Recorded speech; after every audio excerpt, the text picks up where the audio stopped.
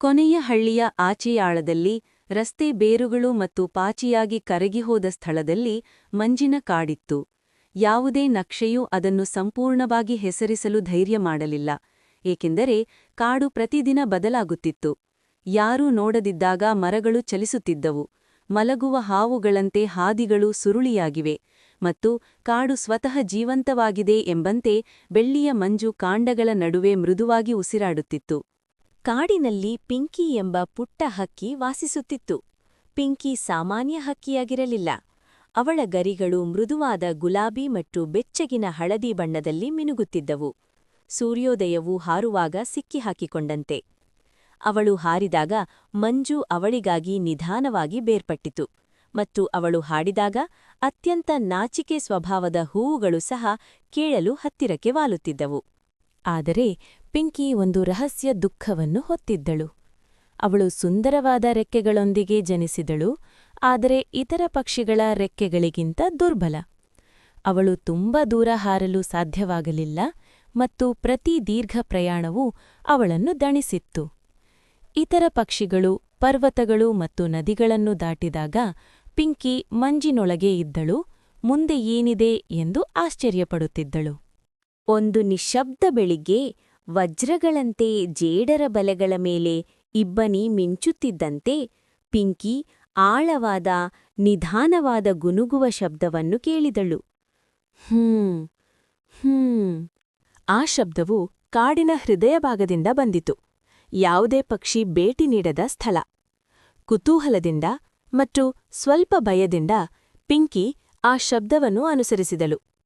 ಮಂಜು ದಟ್ಟವಾಯಿತು, ಮರಗಳು ಎತ್ತರವಾಗಿ ಬೆಳೆದವು, ಕಾಡು ಮಳೆ ಮತ್ತು ಹಳೆಯ ಮಾಯಾಜಾಲದ ವಾಸನೆಯನ್ನು ಹೊಂದಿತ್ತು. ಆಗ ಅವಳು ಅದನ್ನು ನೋಡಿದಳು. ಒಂದು ದೈತ್ಯ ಅಣಬೆ.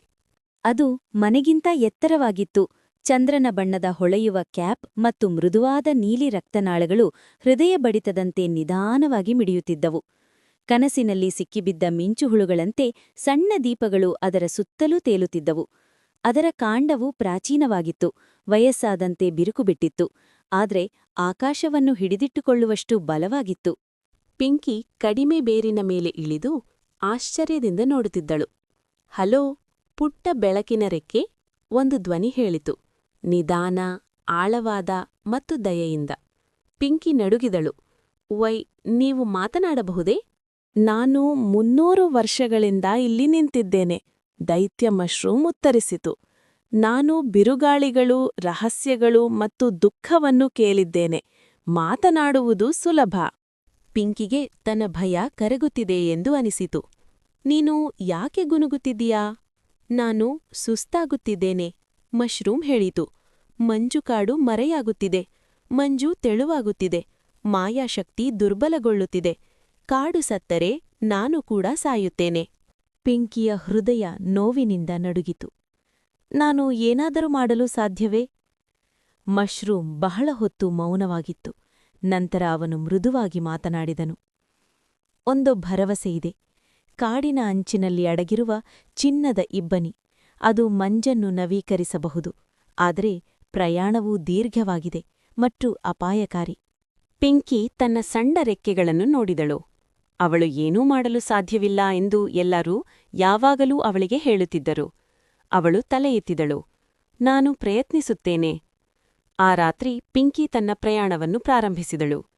ನೆರಳುಗಳು ಅವಳ ಪ್ರತಿಬಿಂಬವನ್ನು ಕದಿಯಲು ಪ್ರಯತ್ನಿಸಿದ ಪಿಸುಗುಟ್ಟುವ ಜೌಗು ಪ್ರದೇಶಗಳನ್ನು ದಾಟಿದಳು. ತನ್ನ ಗರಿಗಳನ್ನು ಹರಿದು ಹಾಕುತ್ತಿದ್ದ ಮುಳ್ಳಿನ ಗಾಳಿಯಲ್ಲಿ ಅವಳು ಹಾರಿಹೋದಳು. ಅವಳು ಒಂಟಿ ಕೊಂಬೆಗಳ ಮೇಲೆ ವಿಶ್ರಾಂತಿ ಪಡೆದಳು. ತನ್ನನ್ನು ತಾನು ಅನುಮಾನಿಸಿಕೊಳ್ಳುತ್ತಾ ಮಂಜಿನೊಳಗೆ ಸದ್ದಿಲ್ಲದೆ ಅಳುತ್ತಿದ್ದಳು. ಒಂದಕ್ಕಿಂತ ಹೆಚ್ಚು ಬಾರಿ ಅವಳು ಬಹುತೇಕ ಹಿಂತಿರುಗಿದಳು.